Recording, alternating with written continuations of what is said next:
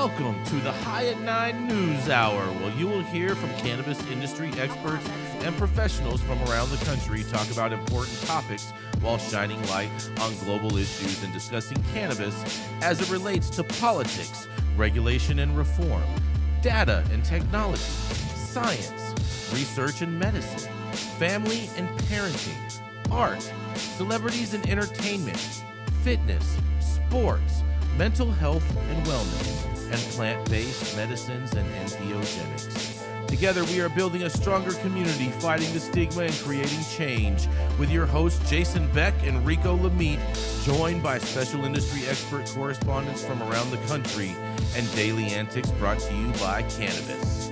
Coming to you live every Monday through Friday at 9 a.m. Pacific Time and high noon on the East Coast. And thank you all for getting high at 9 with us.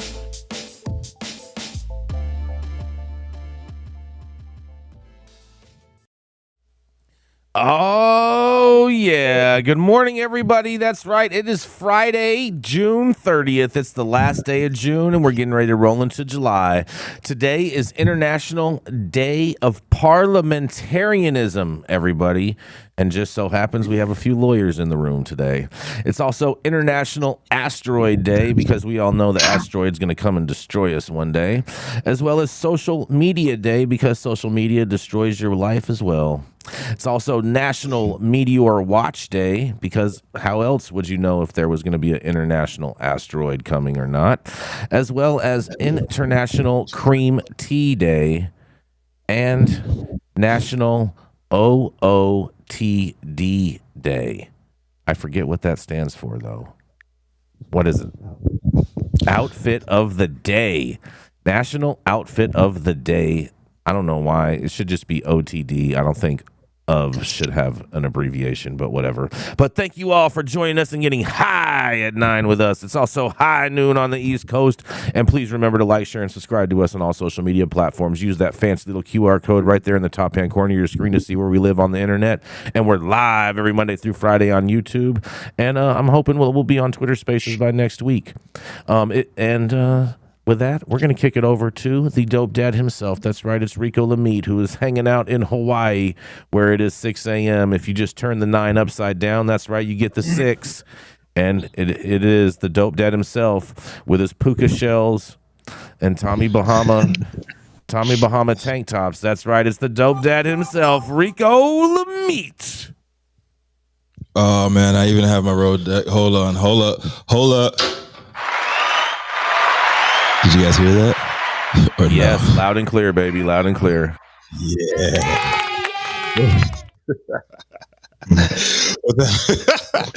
These are not puka shells, Jason. Whatever you want to call them. However they choose to identify Rico, these are my business. Authentic lays, just so you know. Just so you know, however they choose to identify is not my business.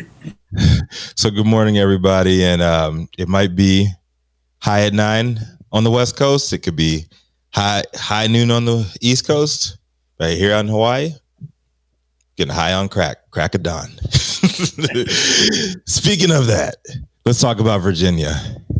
Are Virginia's new hemp rules set to take off this weekend, driving folks back to the trap?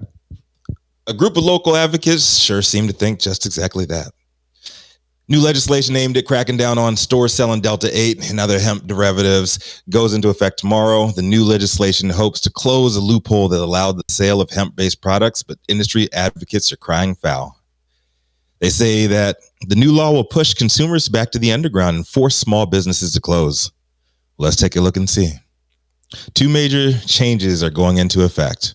The legislation requires any hemp products for sale to contain 25 times as much CBD as they do THC.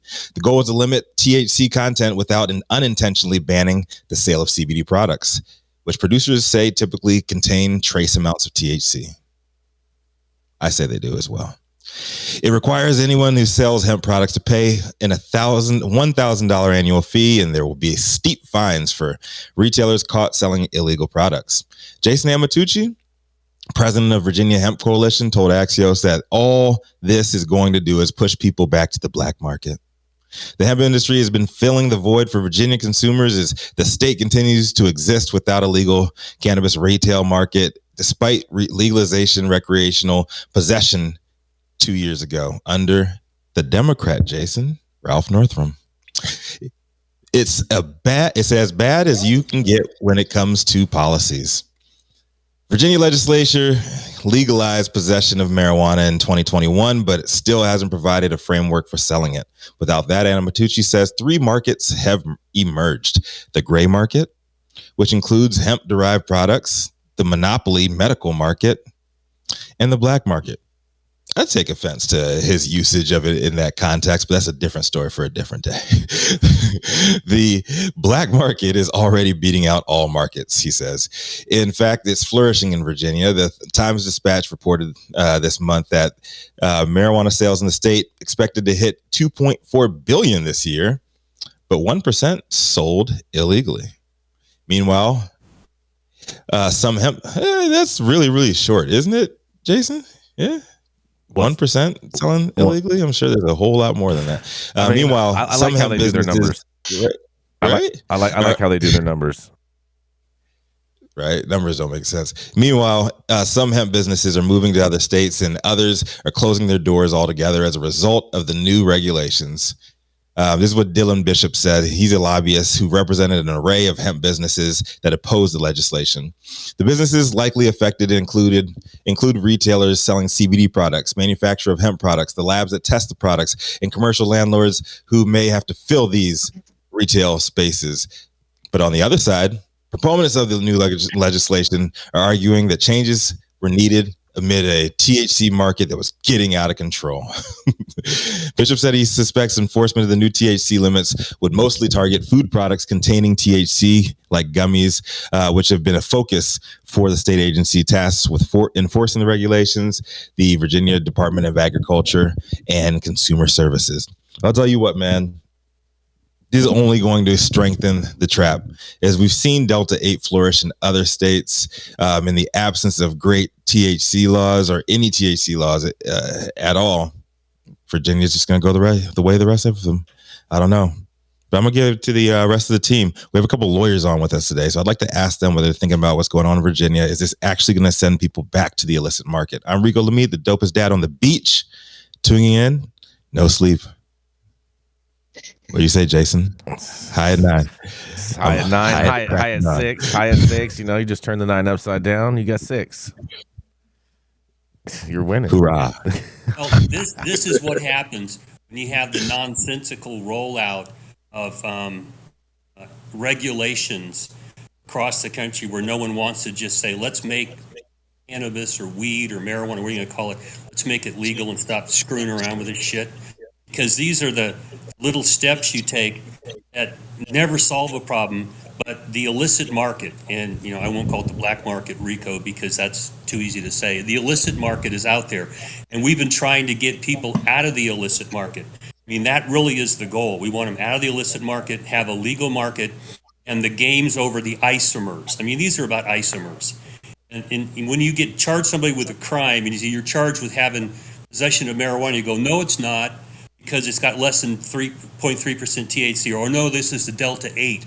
It's a different bonding site. It's all horse shit because no one has the balls to just make this legal. So we continue to do these incremental things, and the illicit market's just laughing and burying their cash in the backyard while we're all, you know, sitting around mentally masturbating over stupid shit like this. It's just nonsense.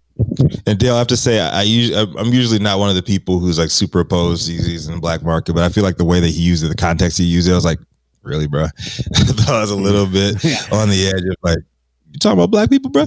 But just wanted to put that. Oh, no, not anybody, right? No, come on. So how does that work? If you just use BLAC, then it's okay, but if you say BLACK, it's not? Nah, he was just like talking all good about like, you got the gray market, and then you have like the white market, and then, you know, like the black market, you know, like it's all bad and everything. Like, just kind of rubbed me the wrong way. You know I don't believe that you've ever had a white market. I think people would just use that just to gaslight people. Probably so. And so when you hear lawmakers and advocates and people in positions of power use that shit, you're gaslighting, and I don't like that shit. I'm saying it made me feel some kind of way. When I used to sell weed, no one ever accused me of anything. It's just they bought my weed. Yeah, exactly. They've always only accused me of having the best weed in the world. Yeah, Just tried to placate you and get you out of the room, Jason. we have Lauren Mendelson. Lauren. Yes, I was going to say, Lauren, please tell us your thoughts on this one. Yeah, I was just going to jump in and say, similar to what Dale was saying, this is crazy. This is what happens when we have this hodgepodge of rules, this incrementalism rather than just dealing with the problem head on. It also is what happens when you have people who are politicians and not scientists making laws about something that has to do with science and health. And so there's a fundamental misunderstanding of what's being regulated by the regulators and what's being legislated by the lawmakers. That's really where the disconnect is. And, for example, now this definition of what's hemp versus marijuana, this 0.3% THC, I mean, we're talking about the same plant here, but instead of having botanists make laws about botanical things, we're having people who, had communications degree or poli-sci degrees and now are in there making laws about stuff that's very important and science-based. And so I would love to see more people getting into running for office who are from sciences and from these other backgrounds. So, we need people who actually understand this stuff, and we need to stop acting, stop demonizing this plant and stop acting like, okay, this is, this is all right if it has this amount of THC, but this isomer is not okay. And if you cross this invisible state line, then we have all these totally different rules. It is confusing, and confusing laws like this do discourage folks from seeking out legal products because it gets too complicated. And it's complicated for those enforcing the laws as well, for officers, for attorneys need to keep learning things every single day. So it's confusing all around. It's unnecessary. It's creating judicial inefficiencies, added costs. Just doesn't make sense. And it's we're all losing out on the potential benefits. The government's losing out on potential revenues, and people are losing out on all the benefits that they lose when they get arrested or hit with fines and things. So, yeah, it's hopefully we can work together and I don't know. I feel like for the past 10 years, I feel like I've been saying that cannabis is going to legalize federally in the next 5 years, and it's always 5 years away. When are we going to get there? And we just moved the goalposts. There's a Forbes article came out this morning, and they're saying it's going to be 10 years out. What do you think about that? Well, I'll tell you. What. Yeah. I have some insider information that I'm willing to put money on. We lose him? No, can you hear me? You can't hear me, Dale? I can now. Okay, all right. Well, I got some insider information that that it's very highly likely that it's going to be Schedule 3 by the end of the year. Yeah. Well, I'd like to find out from Gene. You have a DEA registration. You're allowed to prescribe narcotics. Schedule 3 narcotics don't really get a lot of people's attention anymore. But you can't just produce a Schedule 3 narcotic and put it into the pharmaceutical stream unless you've got a DEA license, and they're not going to give anybody a fucking license to grow weed and put it in the market. Exactly. It's going to be grabbed by pharmaceutical companies. So exactly. What do you think about that, Gene? What do you think this is going to do if it goes to Schedule 3? Well, I got a couple of thoughts. The first is that THC doesn't act like alcohol, so it's not a straight dose effect curve. It's a U-shaped curve, which means there's a threshold, there's the effective level, and then there's saturation. And so we just can't look at it like alcohol. The more you take, the more we tax, or the more you take, the stronger effect. It's just really got to look at it differently. In regards to rescheduling, it won't work as a scheduled substance just because it's a multi-agent compound. There are multiple active ingredients in the plant, and pharma or FDA is just not used to handling multi-agent compounds like this. And so I really think it needs to have its own track, just like alcohol and cigarettes. That's really where the connection is. we've got to look at it uniquely. Facts, Dr. T. Hell yeah. Very big facts right there. We're about. I just hope. Oh, go ahead. I Rico. hope I hope my home state gets it together. Just keep it at that, man. It just doesn't seem like it's gonna happen. It doesn't Hold seem, your breath, but I'll Rico. tell you what. The trap out there is alive and well and popping, baby. Oh yeah, we're gonna go to a commercial. We're gonna be right back. How's it going, guys? Saman Razani coming to you from Green Street here with Jason Beck, smoking on the best weed in the world. Did you know that we have an audio-only version of our podcast available on Apple, Google, Amazon, iHeartRadio, and Spotify? Tune in now and check it out.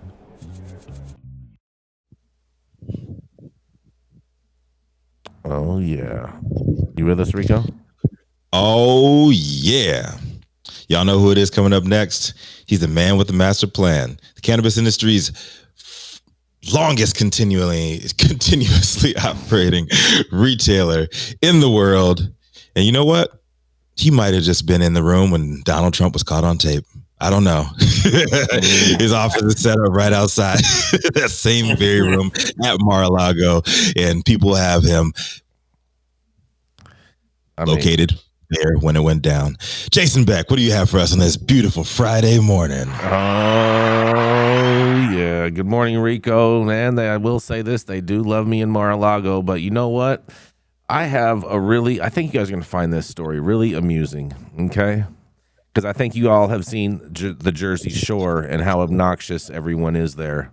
But today, the Jersey Shore towns say state's marijuana law handcuffs police and emboldens rowdy teens. That's right. It's summer on the Jersey Shore for many young people, and that means one thing: party time. And that's right, GTL, gym, tan, and laundry. But officials and residents of several beachside towns say New Jersey's criminal justice reforms in recent years, such as decriminalizing marijuana use, are having an unintended effect, emboldening large groups of teenagers to run amok on beaches and boardwalks, knowing there's little chance they'll get in trouble for it.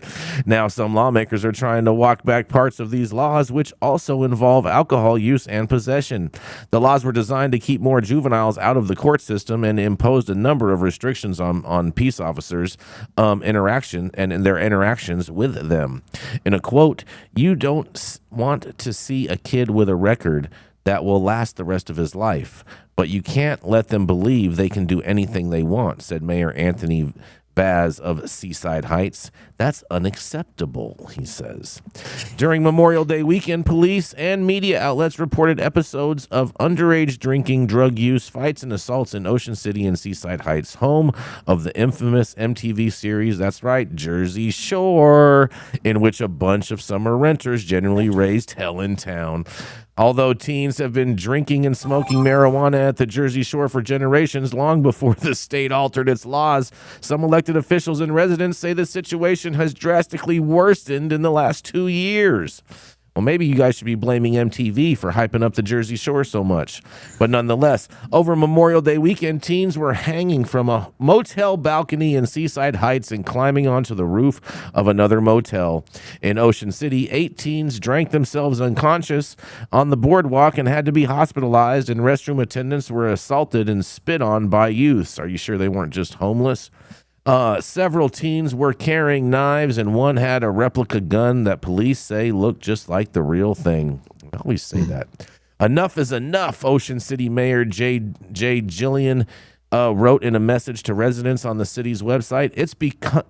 It's become clear over the past 2 summers that these crowds will grow larger and unrulier unless something changes. Holly Kisby, an Ocean City resident who has worked on the boardwalk for over 30 years, said teens were drinking, smoking marijuana, setting off fireworks into the crowd, fighting, destroying property, and stealing from stores, among other things. She also says, "You're getting well more than 300 kids, if I had to guess, 700 plus a few nights, all acting wild," she said, "like a bad house party without the house. This is by far the worst it's ever been." Ocean City Police Chief Jay Prettyman said that most of the troublemakers were drinking underage, but added that New Jersey's recently adopted cannabis laws that someone under the age of 21 cannot consent to a police search for marijuana or alcohol. Previously, teens caught with those things could be arrested. Now they get a warning or get taken to police headquarters for a parent or guardian to pick them up, except in the most serious situations. I agree with that. I think I'm good with that. Let their parents deal with it. Word spread fast among teens who they don't have to give officers their names as long as they don't walk away from the officer during the questioning. And the kids even know that officers themselves could face charges if they violate the rights of teens in these circumstances. Sounds like they've been listening to Marc Wasserman of the Pot Brothers of Law and just STFU and up. The New Jersey Attorney General's office did not respond to requests for comment, and the American Civil Liberties Union supported the changes, saying teens should be offered alternatives to criminal prosecution when possible. Above the Seaside Heights Boardwalk Thursday, a small plane towed a banner asking, "Do you know the signs of alcohol poisoning?" Sitting on a bench with friends, 22-year-old Santiago Cacares said police should not be able to search people for illicit substances. He says, people of color are way more likely to be searched than white people. He said, people are in jail because of this. And in another quote, a lot of underage people make a dumb mistake and they get a criminal record, ruining the rest of their life, added his friend Angel Aguero, 23. Both had come down to the beach from West New York, in a town in New Jersey just across from Manhattan. Nick Diamanta, a 15-year-old from Beechwood, New Jersey, said police should be allowed to conduct searches of underage people like himself. He learned of the change in the law on TikTok, and he says in a quote, if kids are allowed to do it and don't get searched, then they're going to do it, said Diamanta, who said he does not drink or use cannabis. Several lawmakers from both parties have introduced bills reinstating fines for underage possession of alcohol and marijuana and allowing peace officers to search teams observed to be in the possession of these items. Prettyman, the Oceanside police chief, said officers throughout the state are hesitant to engage teens regarding alcohol or marijuana for fear of being charged themselves with a third-degree crime of depriving the teens of their rights. He said bills removing that provision and reinstating penalties for underage possession and consumption of alcohol and pot will undo some of the excesses of the current law. Senator Michael Testa, Republican, was shocked by the lawlessness of the New Jersey Shore over the Memorial Day weekend. He's sponsoring a package of bills, including one that will remove the threat of charges against peace officers acting in good faith, and another allowing towns to designate alcohol and marijuana-free zones. New Jersey is not alone in reforming its laws to try to keep more juveniles out of the criminal justice system. Several Maryland law enforcement officers say the state's juvenile reforms have made it harder to question and investigate teens suspected of committing crimes, although the state's Department of Juvenile Services says the laws are having a positive effect. Seaside Heights mayor said he heard kids as young as 13 mouthing off to peace officers with impunity, and a few of them actually said, "You can't do anything to me," Vaz said. "I heard it with my own ears." The town is considering raising the minimum age to rent a motel room from 18 to 21 if disturbances continue. And in the aftermath of its own unruly weekend, Ocean City acted quickly to regain control of its beach and boardwalk, closing access to the beach at 8 p.m. and banning backpacks on the boardwalk after that hour, adopting an earlier curfew, and closing public restrooms at 10 p.m. Seaside Heights adopted similar measures, including one that allows officials to shut down the beach and boardwalk if things get out of hand, and the other shore towns enacted curfews and alcohol bans. Man, oh man, oh man, it is going down in the Jersey Shore 2.0 with, you're going to have GTL, alcohol, and weed. Oh man, what are they going to do? This is Jason Beck for the High at 9 News. What do y'all think about this? Stupid. Jump in if I can real quick. I grew up in New Jersey, and that's what the shore was always like. I didn't hear anything I just heard. That didn't sound like typical Jersey Shore behavior. And I'm kind of upset that they made this article having to do with the cannabis legalization law there. It just sounds like honestly, it sounds like the kids were just mostly drunk and just acting rowdy, and that's unfortunately what happens at the shore. Fortunately, if you're into that kind of thing. But yeah, this doesn't sound that atypical from someone who has spent many summers at the shore. And I think that, like you said, I do think it's good that they have some more protections in the new law for young people, and have it, put some responsibility on the parents. But yeah, it's kind of always a mess. I will note just something interesting. I was actually at the shore a few months ago, and there are a whole lot of like pop-up illicit, sort of unlicensed CBD Delta 8, Little trap not real shops. dispensaries, but if you're not into it. So I can see that, there's certainly more of a presence, but I think it's wrong to blame the rowdy behavior on cannabis legalization. I agree with that statement right at the end, 100%. Yeah, because It's alcohol. cannabis is not known for rowdy behavior. Alcohol is, and they're just Liquid conflating the stupid two. is what it is. They're conflating the two because they know that it's all about the crossfade for the win, huh, Dr. T? Yeah, I wonder what Snooki and the situation think about this whole Oh thing. man, Having grown up also in New Jersey, Essex County, Lauren, and I also spent many summers at the shore. This is an alcohol problem. This is the typical issue of trying to equate alcohol with cannabis problem.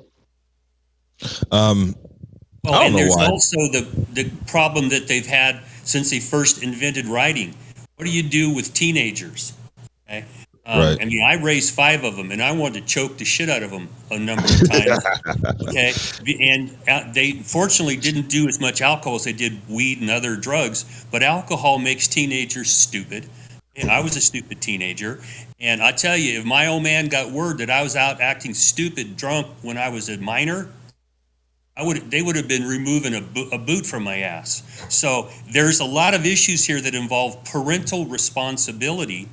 Okay? Once you turn 18, you're on your own, dude. These protections shouldn't apply to you.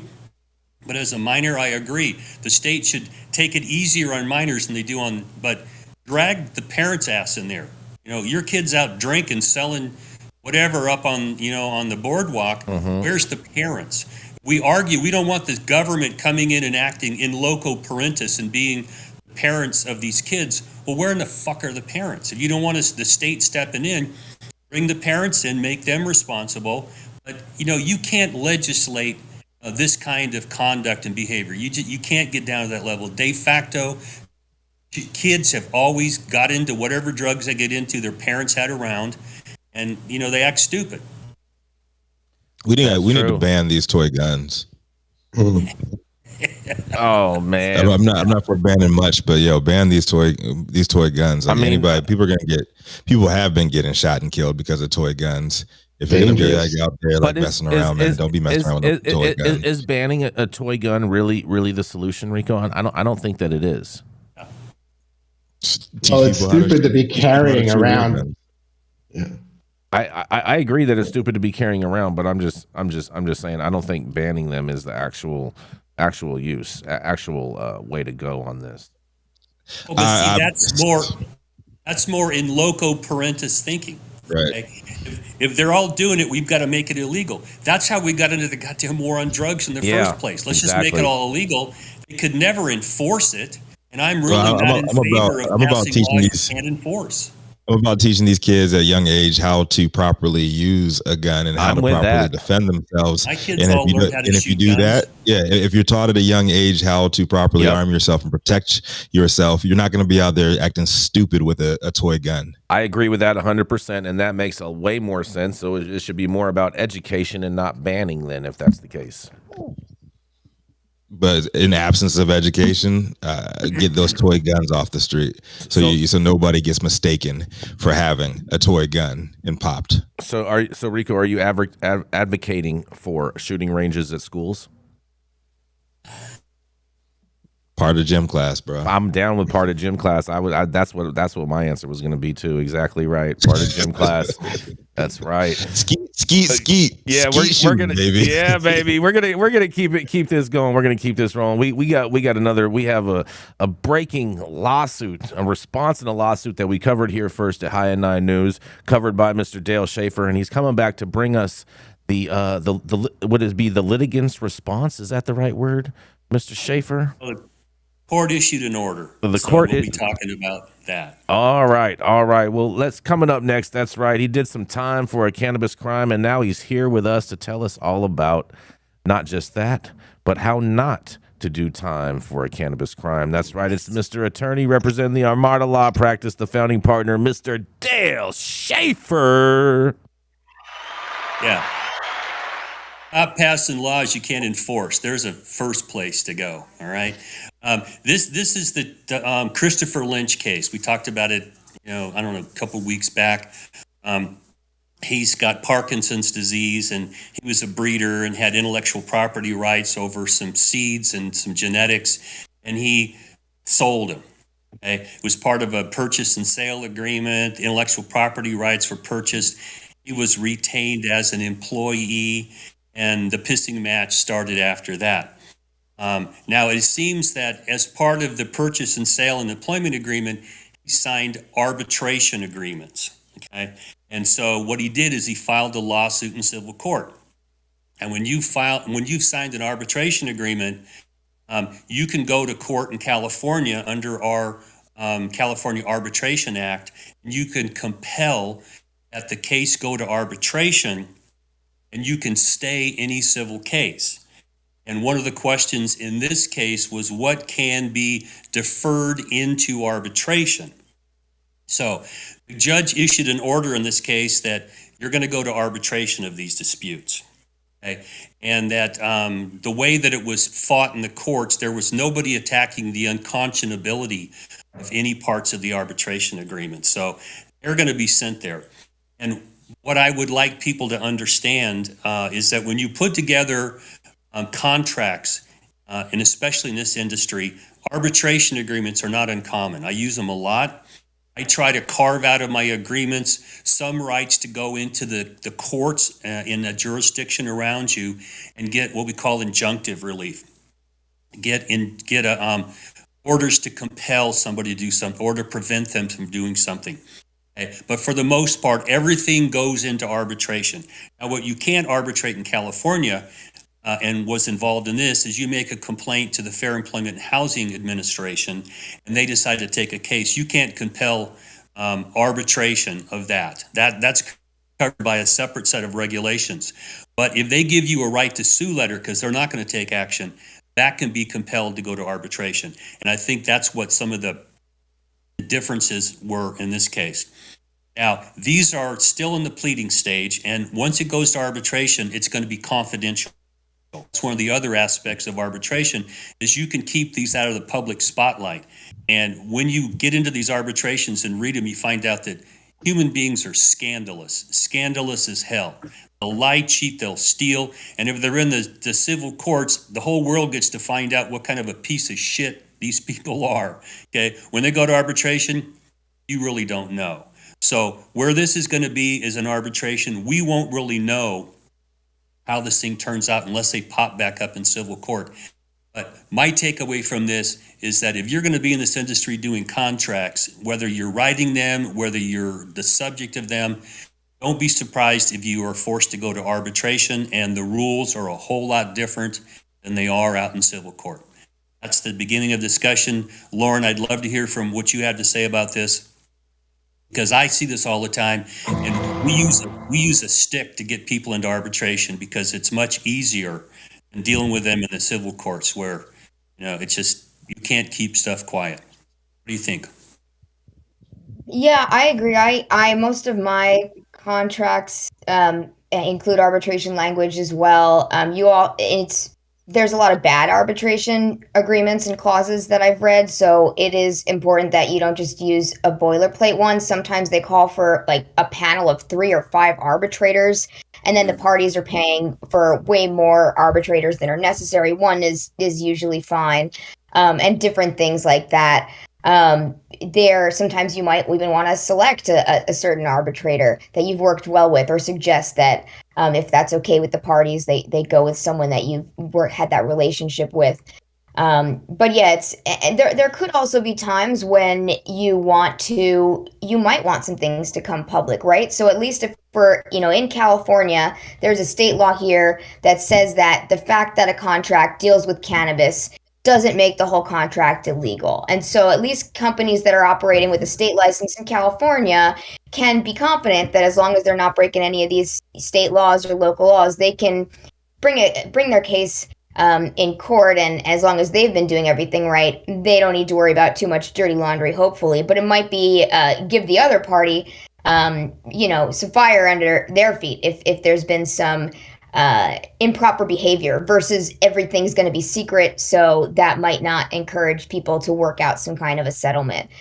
So yeah, it's definitely something to keep your eye on. Another thing I've seen is sometimes these, instead of a standalone agreement, or even in a standalone agreement, these ADR, alternate dispute resolution clauses or agreements, will contain some language about mediation first. And so oftentimes first, the parties will try to negotiate themselves for maybe 30 days. That doesn't work. You go to maybe non-binding mediation. You try that for a bit, and then you would go to arbitration. That's a path that I see frequently. But you want to be careful that you don't use ambiguous language, like it's going to go to mediation or arbitration, or something like that. So you do need to pay close attention to those, that parts of the agreement.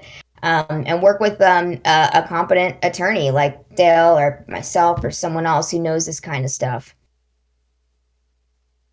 Oh yeah. Oh man. And just for everyone out there, just so they know, this is in regards with the Compound Genetics Node Labs ongoing litigation, and we are going to be following it probably closer than anyone else. We're going to do some special segments on this story coming up, some live interviews, and so make sure that you keep it here to High at 9 News and stay tuned for all of the latest updates on this. And thank you so much for covering that Dale. We're going to go to a commercial and we're going to be right back.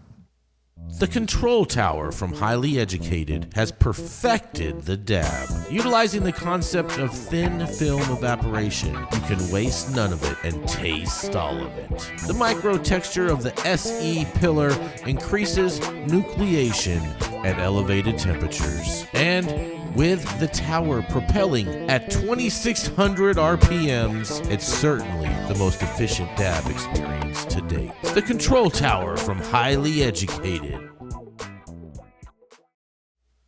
This is going to be a community involvement promo. We are going to be promoting the annual event it will be on Sunday, July 30th. That is called the Global Day of Compassion, where they collect donations and reach out to elderly citizens in the community and make sure that they know that they are loved, needed, and appreciated, as well as have supplies that they desperately need.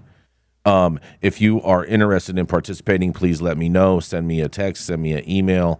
Anyway, send the show an email, however you need to do, just reach out and I will make sure that I put you in touch with everyone. They also have a movie day in the park on the evening of this for all the families in attendance. Everyone will be fed as well throughout all this, every children. And Baldwin Hills area benefits the Baldwin Hills area community, and Baldwin Hills is the only area with over 850 apartment buildings, all of which house at least 30 to 40 units per building.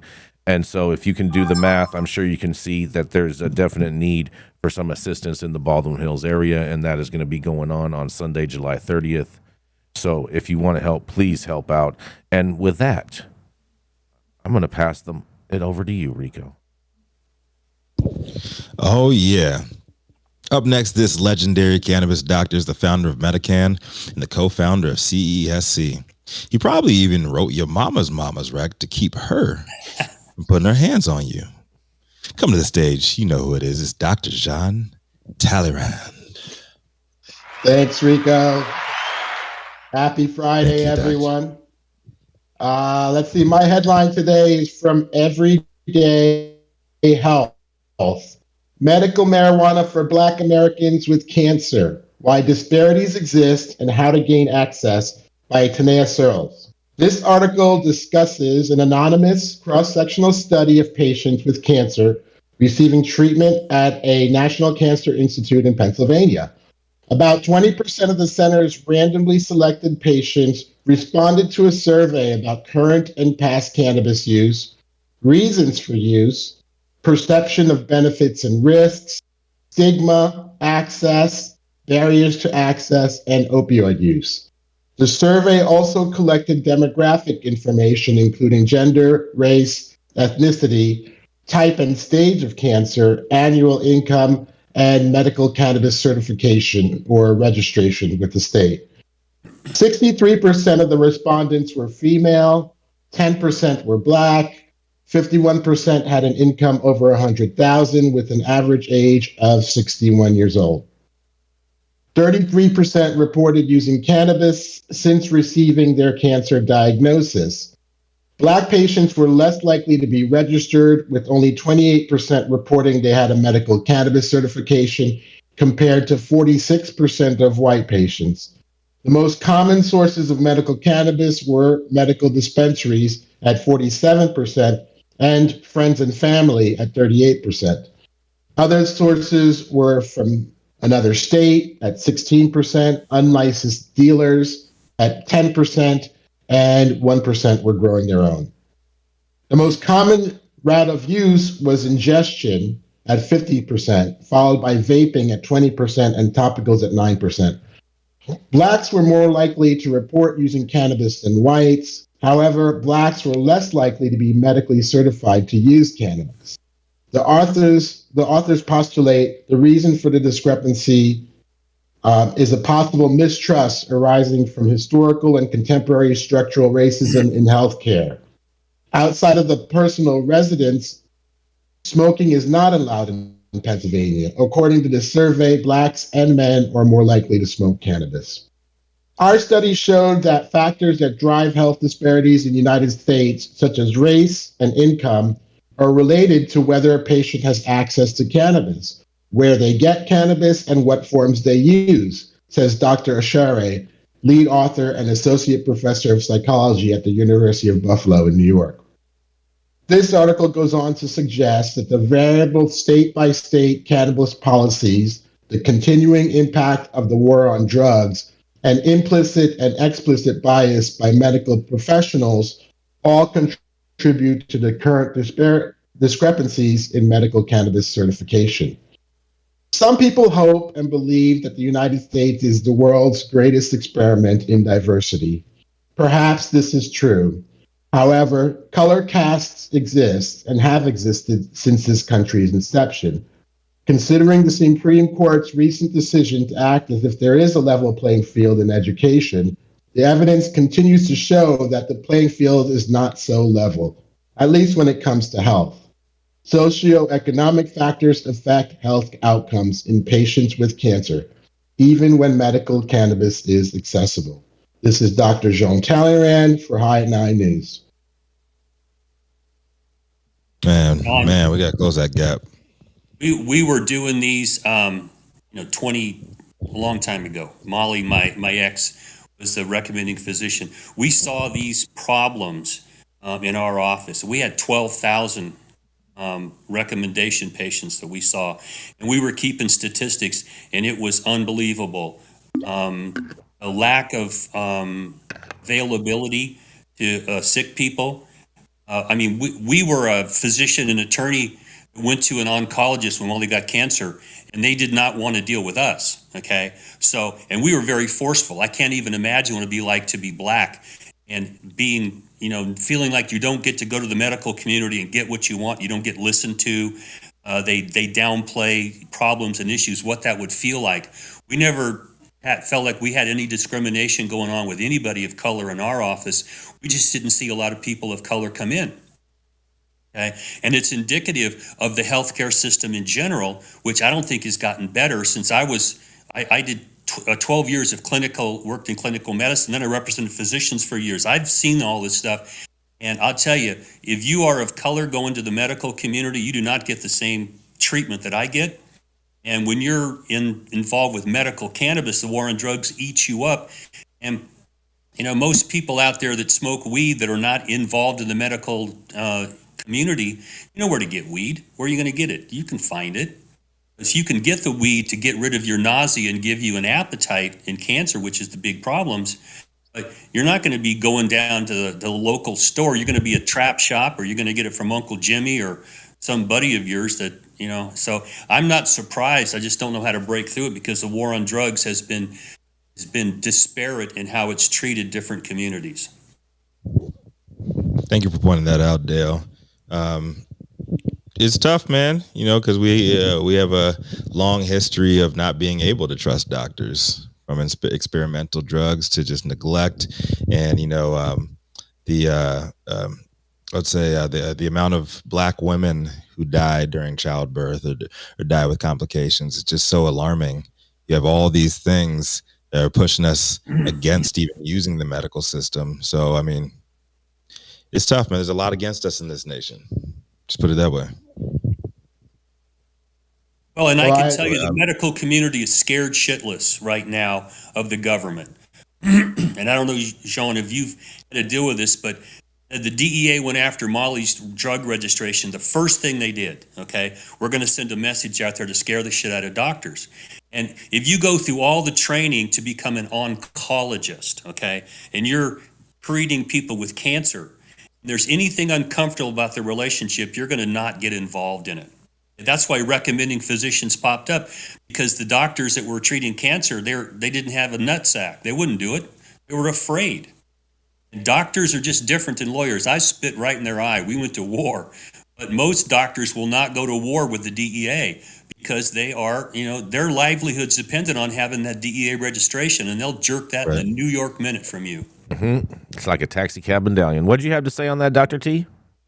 I completely agree. Yes, there are a lot of doctors. My whole goal is to try to educate doctors and say, hey, this is a better alternative, or an alternative at least that you have to consider. Mm-hmm. And as a Black doctor, I hope that more Black folks are okay with coming to me, but my numbers don't show it either. There are less Blacks than other groups coming to me, and that's just because of the whole institution, fear of the institution.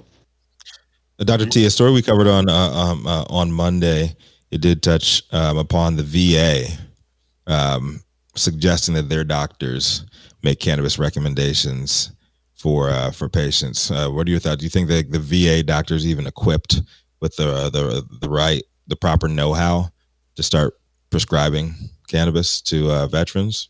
No, it's all don't ask, don't tell kind of philosophy at the VA. Although I have to say, I was just at the San Francisco VA a couple of weeks ago at a presentation to nurses and administrators, and it was very well received. Just educating them, what is cannabis, what is it that folks are using, and what's our responsibility. I think education is now the path forward. It's the cat's out of the bag. We just need to let them know what's happening out there now. And with that approach, hopefully we'll get more VA participants in this. Well, Sean, I'm a VA benefits receiver. I've been to the VA, okay? And I went in there, and the system is not designed to be helpful for people who use cannabis. You still have to keep on the down low. You kind of whisper a little bit. And that still remains the biggest problem. Education is not there.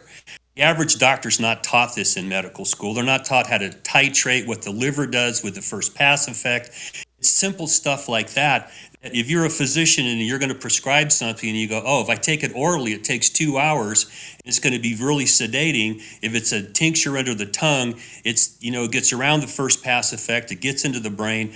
Those are the types of things physicians need to understand, because 100 years ago, they separated pharmaceuticals from nutraceuticals, and trying to cram cannabis somewhere in between that is not working. So physicians just don't want to deal with it. When your patient's sick and you got cancer and you can't eat and you're puking. I remember I had this problem with Molly. She's puking her guts out. I had a pipe in her mouth all the time so that she wasn't puking and she could actually eat. Okay? When you've got a patient like that, it doesn't matter what color you are. Your body's going to react the same way to chemotherapy. And if the toolbox includes, if you can get a tincture and you can get rapid effect, or you can titrate by vaping real quickly and get immediate effects, and understand that, I think it helps tremendously. But the structure of the VA and even these big medical systems today, they do not want to do this. It's uncomfortable for them, so they just ignore it. And the poor patients left on their own. They'll go buy weed in the street. They'll fix the problem, but it ain't bringing the institution into this to help solve the problem. Agreed. Man, oh man, oh man. You know what? Do you have anything on this, Lauren? I mean, I think I just want to echo what everyone else has said so far. This is a problem with, it's institutional, fear, and I think it's understandable why Black people fear and distrust the medical institution and having their name in a database, right? And that is it is unfortunate, very unfortunate that horrible policies throughout the years have created this distrust. And we have to figure out how we do that education. And when we're talking about education, it's how do we, how are we reaching these communities? And I'm so grateful that we have folks like Dr. Jean who are making that education happen. But yeah, it's gonna take a while, but we have to continue having that education out there. And it's not just with this. I think when we look at the cannabis overall, and many issues overall, really it all comes back to education, because so many people hold inaccurate beliefs, and sometimes it's often not intentional, right, or through any kind of malice or anything. It's just, they heard something incorrect, they got inaccurate information. Information has evolved. We've learned so much since the last time they tried to learn something about cannabis, we can't give up trying to have this education. So I'm glad this data is being collected. I hope this data continues to be collected. And I would also like to see, kind of related to this, incorporation of requiring medical students to learn more about the endocannabinoid system and about cannabis. And so, to what extent there is some kind of, regulation and standardization at medical schools, or at least recommendation from the bodies that handle that. I'm an attorney, I'm not a doctor or med student, but I know I have to do continuing legal education credits. I'm sure doctors have to do continuing CME credits, things like that. So to what extent is cannabis being incorporated into those? It's actually a question for the doctor on the panel. So, I mean, when you're doing your continuing medical credits, have any of them been related to cannabis? Is that a requirement or anything yet? Not a requirement, but there are some cannabis CMEs out there. I do cannabis research, so I'm constantly looking at articles, but no registered, not very many registered. I do want to give a shout out to Maureen Smith, nurse Maureen Smith. She runs Cannabis Public School every Sunday for free. Hop onto a Zoom and learn about cannabis for an hour with everyone in the industry as well as medical professionals. So. Oh, awesome, man. Cannabis Public School. Cannabis Public Schools. Check them out. And thank you so much to Mr. Arturo Rivas for the super chat, who says, thank you all for keeping us informed, and happy Friday from your highest fan, hashtag Beck 2028. Oh, yeah, because we are going to win. That's right. Oh, yeah. Arturo. Yeah. Oh, man. We're going to go to a commercial. We're going to be right back. Thank you so much for that, Dr. Talleyrand. And you're sounding and looking amazing today. Keeping up to date on the evolving policies of relevant state, local, and federal governments is key to success. When the future of your business is at stake, you need representation as dedicated as you are. With a maze of laws and regulations surrounding cannabis, hemp, and psychedelics, knowing where to begin can be a challenge. Good thing the law offices of Omar Figueroa features a skilled, highly focused team ready to guide you through it all. They're accepting new clients in California and New York.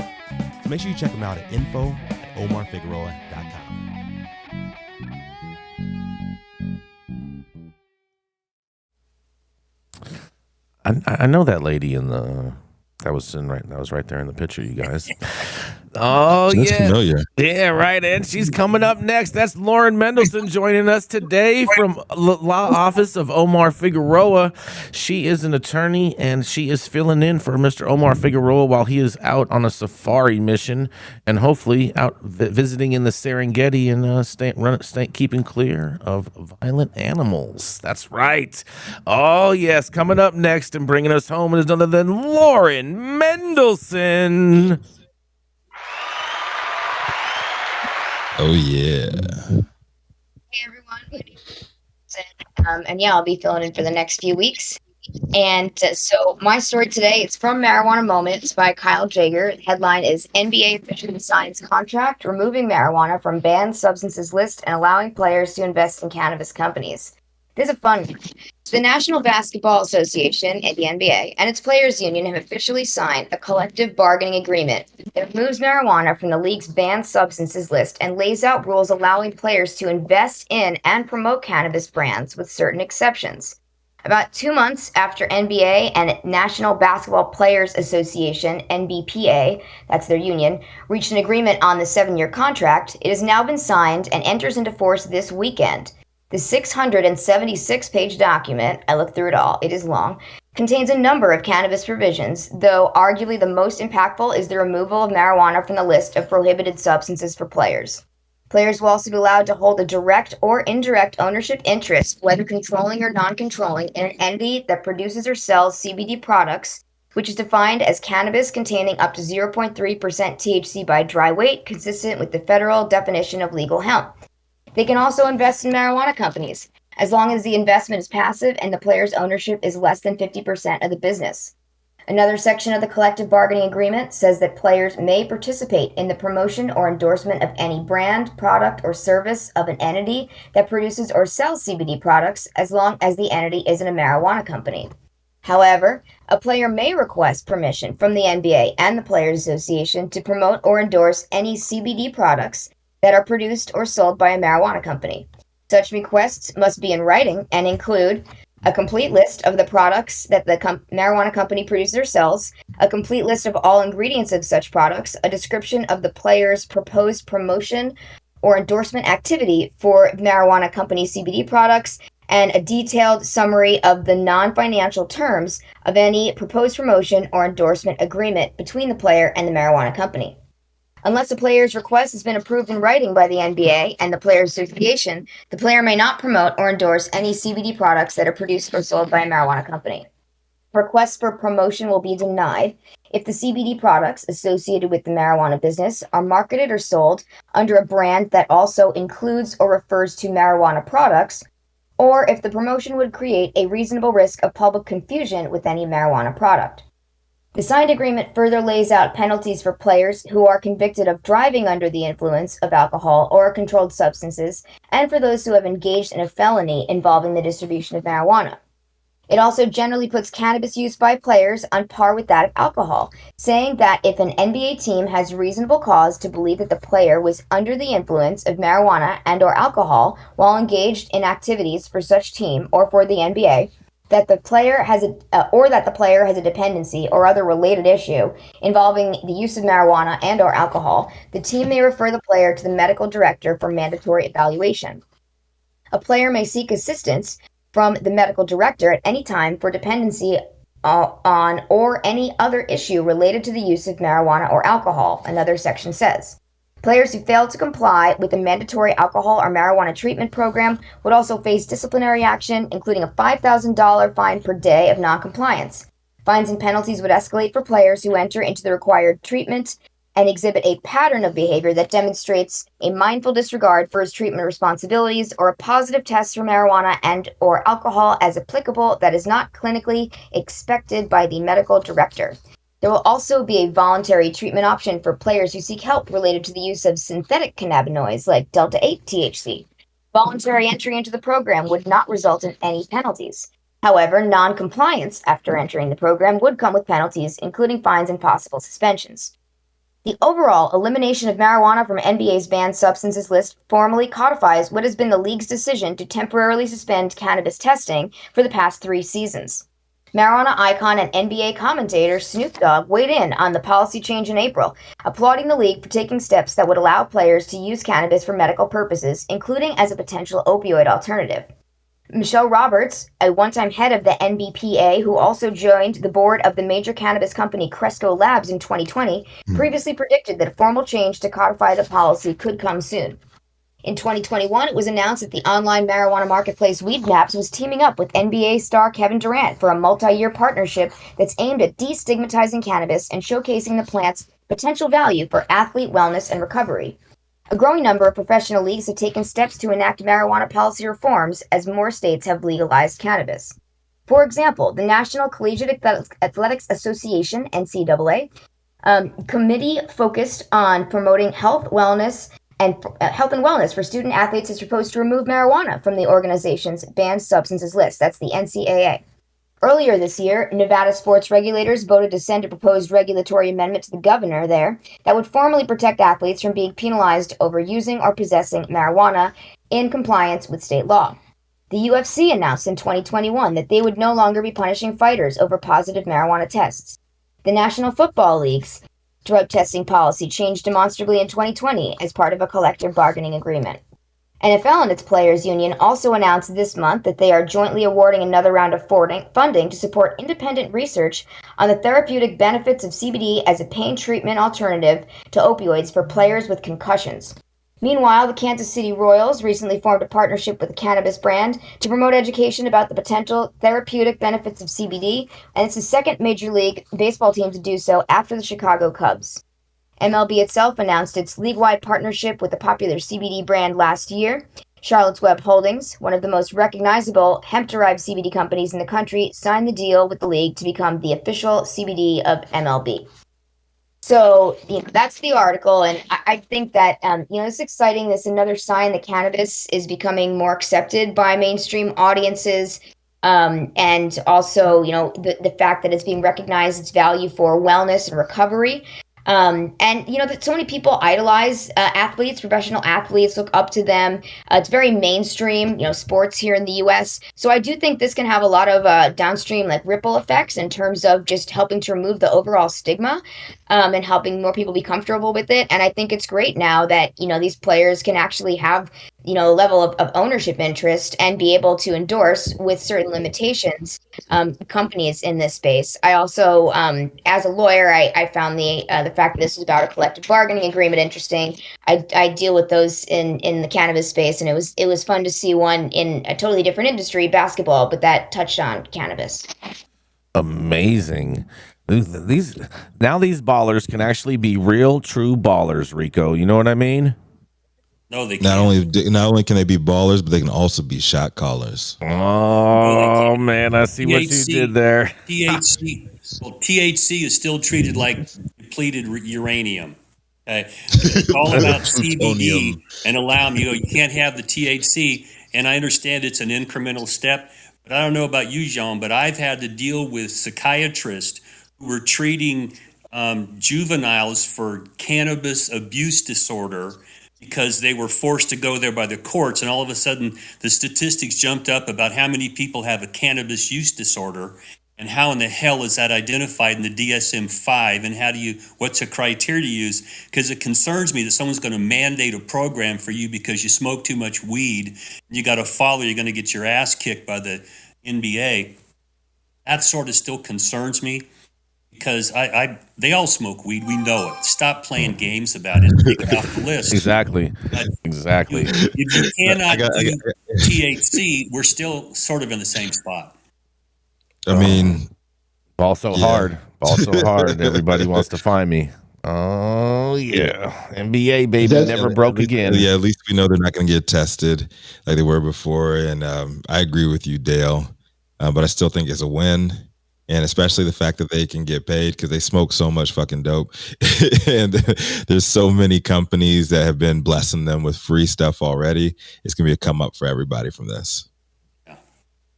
By the way, it's reported that 3 out of 10 cannabis users have cannabis use disorder. I think that's way overinflated. I think if they used the criteria that cannabis is causing harm to you or your life or in your life, then the numbers would be much less. Dr. Talleyrand, I just believe that cannabis use disorder is just some made up thing that doesn't even exist, that the general public wants to exist because just they want to perpetuate reefer madness. Does it actually medically exist? Well, I've had patients who say that using cannabis did not sit well with them, and that it contributed to negative aspects in their life. So yeah, but that's not a disorder. 30%. That's not a disorder, though, Dr. Talleyrand. That just means it wasn't for them, and not everything is for everyone. You know what I mean? Like some people can't drink alcohol; they immediately get sick. Yeah. They don't say that they have an alcohol use disorder. You know what I mean? Think of it this way: everything you see around you is in order. If it's out of order, that's a disorder. If I wish we were in court. The criteria they use to diagnose a substance abuse disorder has baked into it prohibition. Mm-hmm. So if you're getting arrested for weed, that's one of the criteria. Oh, maybe you have an abuse disorder. Well, take away the fucking laws. Let's look at it from a medical standpoint and a physiological standpoint. If in those criteria you are causing problems to yourself or the people around you from a biological or physiological standpoint, okay, now we can diagnose it. And I would say it's less than 10% of people who use weed. It's way less than that.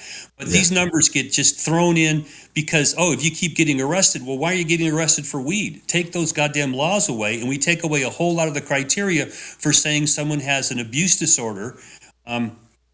Look at it strictly from the standpoint of does the drug cause problems for the human outside of our artificial prohibitionary laws?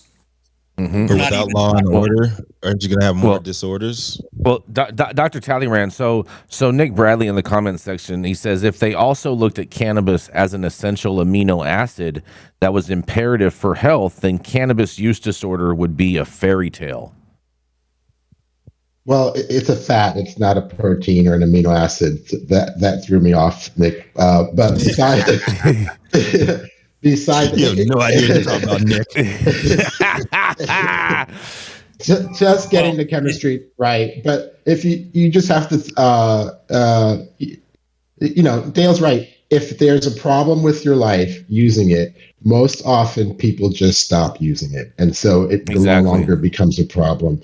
And so, the few who continue to use it when it's problematic in their life, I would call them having a cannabis use disorder. I just don't think it's 30%. I mean, wouldn't you say? I mean, that's the same thing for like someone that drinks alcohol that isn't good for them, and they still drink alcohol because they still like it. It's risk versus reward. That's right. Alcohol use disorder. Yeah. Or substance use disorder in general. If you do a blood test and you find out your liver enzymes are all upside down and backwards because you're drinking alcohol, and you know what? You're causing problems, and maybe you have an alcohol use. We don't find anything like that in cannabis or cannabis use disorders. Exactly. It's just they want to throw bullshit in there, and it's based upon it's illegal. Okay? If you keep getting in trouble because it's illegal, then you got a disorder. No, change the goddamn laws. They're all hypocrites, man. It's all hypocrites. But we shouldn't have laws. Oh boy, here we go with an anarchist coming back again from Hawaii. Chaos is a ladder, Jason. I bet. You ready to roll, Rico? I mean, we can do it. I was gonna say, any final thoughts on that one, Lauren? You want to chip in on it? I think that hey, it's just, we need to legalize this. This is ridiculous, right? Like, this is something that everyone uses it. Let's use it safely. Prohibition doesn't work of anything, right? And so it's all about sensible regulations, science-based policies. Like, that's it. It's not a political, it's not a left or right, red or blue. It's not, there's a pro or a con. No, it's facts, it's science. Let's regulate it correctly and move on. Mm-hmm. SBPs, science-based policies, SBPs instead of APBs. How about that? I had these discussions with Todd Mickeria 20 plus years ago. The exact same discussions.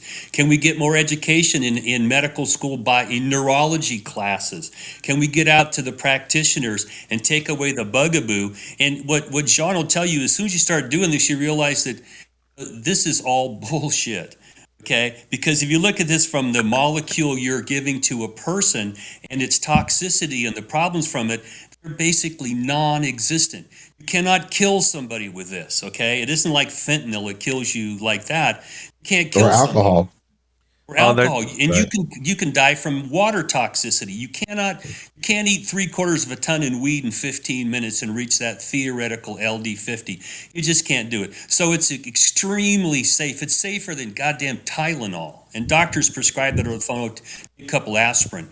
So the medical community wants to learn this, but they're still afraid. And so there's got to be efforts to go out there. And Jean, I'd be happy to attend any conference where you talk to people. I'll bring them my legal perspective. I've got medical training. I'm happy to tell them, grow a set, folks. Oh yeah, grow a set. Grow a Ready to set. tell people this is the truth. These are the facts. Get your head out of your ass, and let's see if we can solve this from the bottom up to the medical community. Even if you weren't born with a set, grow one. And only thing I have against what you said there, Dale, is I was a big fan of Destiny's Child and their single Bugaboo. So, I'll stay off of that one. But thank you all for joining us today for another episode of High at 9 News. You can always catch us weekdays, 9 a.m. Pacific and high noon on the East Coast. And, if you're in Hawaii, high at the crack of dawn.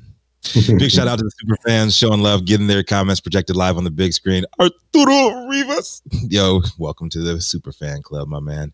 But also to the live audience members out there and the online supporters catching us all across media platforms, tuning in and giving us feedback on the daily headlines of chaos. Our vetted correspondent team tuning in from all over, bringing us much needed variety of your perspective and your respected opinions to the table. To our production team, Cloud Media Partners, House of Fuego, the Vortex 91 Club, and all our sponsors helping us keep the lights on, keeping our AV struggles to a minimum. I think we did pretty good today, and Dr. T sounded fantastic. I love that. Big shout out to Jaja Simone holding us down as well. And to all the haters out there, don't worry. Be happy, man. Be happy. Aloha. And as always, Cannabis Sativa L, the reason that the High at 9 News team shows up to read these headlines every day. Thank you. We are forever in debt to your services. It is Friday, June 30th, 2023. The show's over. You've all been blessed with the top industry headlines. Hope it was enough for you to put in your pipe and smoke at least until tomorrow. I'm Rico Lamitte, the dopest dad on the beach, with your daily reminder that when life gives you no place else to turn, you can always turn the fuck up. And with that, I'd like to give it to Lauren Mendelson. Why don't you take us out today with a message for the people for the weekend? All right. Well, hope everyone has a wonderful, happy high weekend. It's first weekend of July, and stay cool, stay high and cool. And it's the 4th of July coming up.